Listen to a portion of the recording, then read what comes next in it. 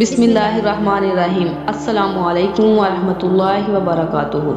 اس video میں ہم بیان کرنے جا رہے ہیں جنت اور جہنم کے متعلق جبرائیل علیہ السلام کی رپورٹ۔ اس ویڈیو کو آخر تک دیکھیے تاکہ مکمل معلومات آپ تک پہنچ سکے۔ تمام دوستوں سے گزارش ہے ایک بار عقیدت احترام سے دروشی پڑھ لیجئے۔ حضور اکرم صلی اللہ علیہ وسلم نے فرمایا، جس نے مجھ پر 1 مرتبہ درود بھیجا، اللہ تعالیٰ اس پر 10 مرتبہ رحمت نازل فرمائے گا، 10 گنا معاف فرمائے گا اور 10 درجے بلند فرمائے گا۔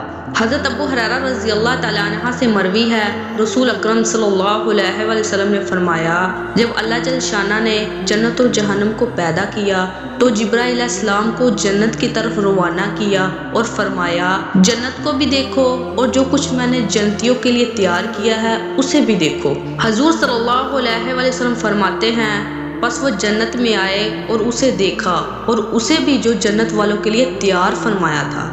پھر وہ اللہ جل شانہ کے پاس لوٹ گئے اور عرض کیا، مجھے آپ کے غلبہ اور طاقت کی قسم، جنت کے بارے میں کوئی بھی نہیں سنے گا مگر وہ اس میں داخل ہو جائے گا۔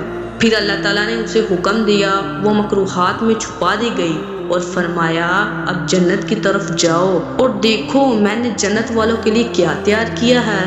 حضور صلی اللہ علیہ وسلم فرماتے ہیں، پس وہ جنت کی طرف لوٹ آئے تو وہ مکروہات میں ڈھکی ہوئی تھی، تو اللہ تعالیٰ کی طرف لوٹ گئے اور عرض کیا، مجھے آپ کے غلبہ قدرت کی قسم، میں ڈرتا ہوں کہ اب تو اس میں کوئی ایک بھی داخل نہ ہو سکے گا۔ اللہ تعالیٰ نے فرمایا کہ اب جہنم کی طرف جاؤ اور دیکھو میں نے جہنم والوں کے لیے کیا تیار کیا ہے۔